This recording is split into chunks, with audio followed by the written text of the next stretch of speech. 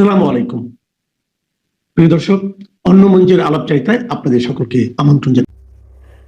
গতকাল সারাদিন খোদ ঢাকা শহরে ভীষণ নৈরাজ্যকর পরিস্থিতি তৈরি হয়েছিল।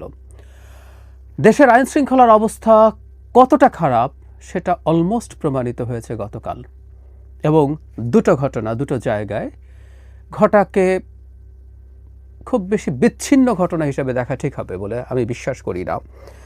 আমি কিছুদিন থেকেই বলার চেষ্টা করছি, লিখছি, প্রথম আলোতে একটা কলামেও লিখলাম, দেশের আইন শৃঙ্খলার পরিস্থিতির অবনতি পরিকল্পিতভাবে ঘটানো হবে একটা গ্রুপ, একটা পক্ষ এই ধরনের চেষ্টা করে যাবে। আমি মনে করি গতকাল যা যা ঘটেছে দুটো ঘটনা সেটা পরিকল্পিত। কি ঘটলো আমরা জানি। তার আগের দিন অত্যন্ত মর্মান্তিক একটা দুর্ঘটনা ঘটে। বিমান বাহিনীর একটা ফাইটার জেট ক্র্যাশ করে একটা স্কুলের ওপরে, যেখানে শেষ খবর পাওয়া পর্যন্ত মৃতের সংখ্যা আমি দেখেছি 31। যদি এই সংখ্যা নিয়েও খুবই চমৎকার গুজব আছে এবং সেটাকে কেন্দ্র করে বহু কিছু ঘটেছে, এটা নিয়ে আমি একটু আলাদা করে কথা বলতে চাই, আলাদা একটা ভিডিওতে কথা বলবো। কিন্তু সেই গুজবকে কেন্দ্র করে যেটা দাঁড়ালো, দুজন উপদেষ্টা ঘটনাস্থল দেখতে গিয়েছিলেন, আইন উপদেষ্টা এবং শিক্ষা উপদেষ্টা, সাথে প্রধান উপদেষ্টা প্রেস সচিব ছিলেন। সেখানে ছাত্ররা তাদেরকে ঘিরে ফেলে, তারা অবরুদ্ধ হয়ে পড়েন একটা কক্ষে। দীর্ঘ সময় তারা বেরিয়ে আসার চেষ্টা করেছেন কয়েকবার, কিন্তু তারা বেরিয়ে আসতে পারেননি, তাদেরকে ফিরে যেতে হয়েছে স্টুডেন্টদের চাপের কাছে নতি স্বীকার করে। 9 ঘন্টা পর, দীর্ঘ 9 ঘন্টা পর তারা সেখান থেকে বেরিয়ে আসতে পারেন। অর্থাৎ তারা অবরুদ্ধ ছিলেন এই সময়টা। যে কোনো কিছু ঘটে যেতে পারত ওখানে, অথবা তারা যখন বাইরে আসছেন তখনও ঘটে যেতে পারত। উই আর লাকি যে তেমন কিছু খারাপ কিছু ঘটেনি। আরেকটা ঘটনা হচ্ছে, সচিবালয়ে তাণ্ডব চালিয়েছে এক গ্রুপ ছাত্র, এবং এরা অর্গানাইজ যেহেতু না, এদেরকে আমরা মব বলতে পারি। মব আবার নেমেছে, কয়েকশো বা হাজারের বেশি এরকম হতে পারে, বা আরেকটু বেশিও হতে পারে, আমি ভিডিও যেভাবে দেখলাম।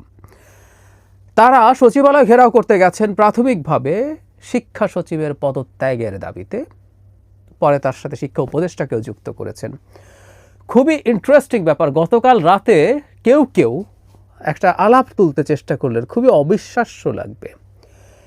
আমরা জানি আজ মানে গতকাল ইনফ্যাক্ট এইচএসসি একটা পরীক্ষা ছিল, যেহেতু শোক দিবস ঘোষিত হয়েছিল গতকাল তার আগের দিনের ঘটনাকে কেন্দ্র করে, তাই এই দাবি যথেষ্ট যৌক্তিকভাবে উঠেছিল। সেটা হচ্ছে এই দিনটা এইচএসসি পরীক্ষা হবে না।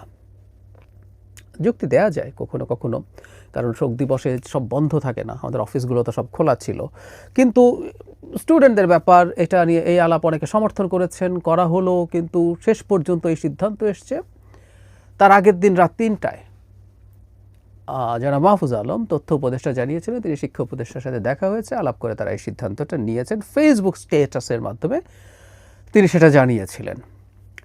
গতকাল সচিবালয়ে মব গিয়েছিল তারা এই অপরাধে। আমি যিনি সচিব আছেন, শিক্ষা সচিব, শুনি তার অনেক দুর্নাম আছে, বা না থাকুক বা আছে সেটা বিষয় না। বিষয় হচ্ছে এখন তিনি যে কারণে তিনি শত্রুতে পরিণত হয়েছেন, খুবই ফানি। শিক্ষা উপদেষ্টা নাকি রাজি হয়েছিলেন, তিনি চেয়েছিলেন পরীক্ষাটা পেছাতে, কিন্তু শিক্ষা সচিব সেটা হতে দেননি। আমি খুব অবাক হই, এই তথ্যটা কিভাবে জানা গেল, আমার খুব কৌতূহল। আইদার শিক্ষা সচিব নিজে কোথাও কাউকে বলেছেন প্রকাশ্যে, অথবা গোপনে, অথবা শিক্ষা উপদেষ্টা বলেছেন। আমরা এই প্রশ্ন করি, শিক্ষা উপদেষ্টা কি শিক্ষা সচিবের নিচে চাকরি করেন?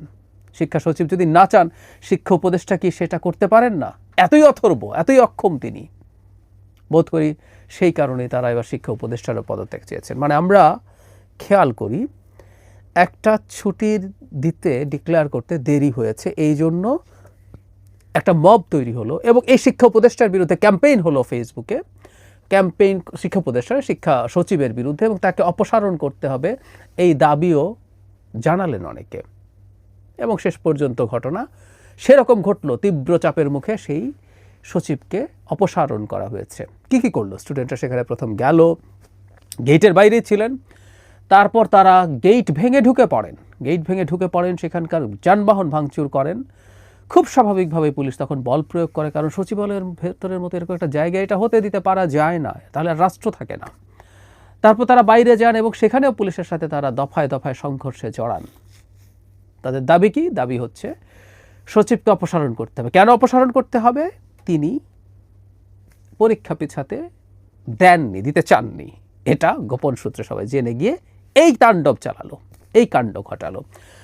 শুধু ঢাকায় না, ঢাকার বাইরেও একইভাবে এইচএসসি পরীক্ষার্থীরা এই ধরনের কাজগুলো করেছে বা ঘটিয়েছে। ওই যে বলছিলাম যে এটা নিয়ে সিস্টেম্যাটিক ক্যাম্পেইন ছিল, এমনকি মৃতের সংখ্যা নিয়েও ক্যাম্পেইন ছিল। মাইলস্টোন কলেজ বা স্কুলের ওখানে উপদেষ্টাদের কপালে যা জুটেছে তার সাথে খুবই সিরিয়াসলি এটা জড়িত ছিল। এছাড়াও সেনাবাহিনী কিছু স্টুডেন্ট এবং টিচারকে সম্ভবত আঘাত করেছিলেন প্রথম দিন। তারা কী কারণ আমরা নিশ্চিত নই, কিন্তু সেটাও একটা তাদেরকে ক্ষুব্ধ করে তোলার কারণ। কিন্তু মূল কারণ হচ্ছে লাশের সংখ্যা নাকি সরকার লুকাচ্ছে। সিস্টেম্যাটিকভাবে গুজব ছড়িয়ে এই পরিস্থিতি তৈরি করা হলো। আমি বলছিলাম যে এই ঘটনা ঘটবে, আরও ঘটবে। আমি এটা আবারও বলি, প্রায়ই বলছি, আবারও ঘটবে, ঘটানো হবে পরিকল্পিতভাবে।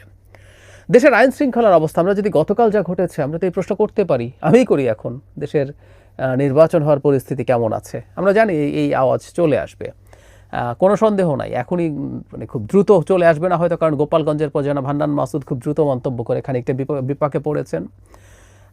সমালোচনা হয়েছে, আলোচনা হয়েছে। পাটগ্রামে বিএনপির লোকজনের থানা হামলার পর জামায়াতের আমির যে বলেছেন এই অবস্থায় কিসের নির্বাচন, সেটা নিয়েও কথাবার্তা হওয়ার কারণে তিনিও হয়তো আপাতত একটু চুপ হয়েছেন। কিন্তু যারা নির্বাচন পেছাতে চায়, প্রিসাইজলি বললে এনসিপি, জামায়াত, তারা এই মানে গতকালের দুটো ঘটনা সামনে নিয়ে আসবেন।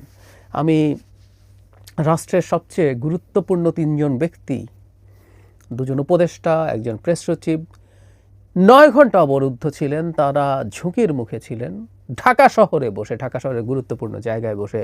তাদের সাথে এত পুলিশ, এত প্রোটোকল, কিন্তু তারা এই বিপদে পড়েছেন। দ্বিতীয়টা, সচিবালয়ের মতো জায়গায় ঢুকে এই রকম মব, এই তাণ্ডব চালাতে পারে, তাহলে আসলে দেশের সিকিউরিটি কোন জায়গায়? প্রশ্ন তো করাই যেতে পারে, খুব ভালোভাবেই করা যেতে পারে। এই সচিবালয়ের গেট ভেঙে ভেতরে ঢুকে গেল, এটুকুর আগেই পুলিশের অ্যাকশনে যাওয়া উচিত ছিল, জরুরি ছিল, কিন্তু যায়নি। বাস্তবতা হলো সচিবালয়ের গেট ভেঙে ফেলা যায়, তার ভেতরে যাওয়া যায়, গাড়ি ভাঙচুর করা যায়। এটা প্রতিষ্ঠিত করা হলো। নির্বাচনের জন্য যথেষ্ট নিরাপত্তা নেই, অভ্যন্তরীণ নিরাপত্তা বা আইন শৃঙ্খলার অবস্থা ভালো না। এটা দিয়েই নির্বাচন পেছানোর পায়তারা চলবে, পায়তারা হবে দীর্ঘদিন থেকে। বলছি কথাটা, যেখানেই ঘটুক না কেন, যে কোনো ঘটনা, সেটার সাথে রিলেট করার চেষ্টা করা হয়, তাহলে স্বাভাবিকভাবে যেটা হবে, যে ঘটনাগুলো স্পন্টেনিয়াসলি ঘটে সেগুলোকে তো ইউজ করা হবেই, আর যেগুলো ঘটে না সে মানে নতুন করে ঘটানোর চেষ্টা হবে। জনাব নাহিদ ইসলামের মার্চের কথা আমি মানে রিপিটেডলি বলছি, আপনাদের অনেকের বোরিং লাগতে পারে, তারপরে আমি বলে যাই। তিনি রয়টার্স এএফপিকে বলেছেন যে এই বছরের মধ্যে নির্বাচন হওয়া কোনোভাবেই সম্ভব না, কারণ মানে নির্বাচনের আইনশৃঙ্খলার পরিস্থিতি মোটেও ভালো না। সুতরাং আমরা ঠিক সেদিকে এগিয়ে যাচ্ছি, সেই রকম একটা পরিকল্পনা আসছে। আমরা অচিরেই গতকাল যা ঘটানো হলো, ঘটেনি আসলে, এগুলো ঘটানো হয়েছে, গতকাল যা ঘটানো হয়েছে সেগুলো আদতে শেষ পরিকল্পনার অংশ। আমি এখনও মনে করি শেষ পর্যন্ত ফেব্রুয়ারিতে নির্বাচন হবে, কিন্তু আমি যখনই ফেব্রুয়ারিতে নির্বাচন হবে বলে বলছি, তার সাথে সবসময় যোগ করার চেষ্টা করেছি সংকট তৈরির একটা কন্টিনিউয়াস প্রচেষ্টা থাকবে।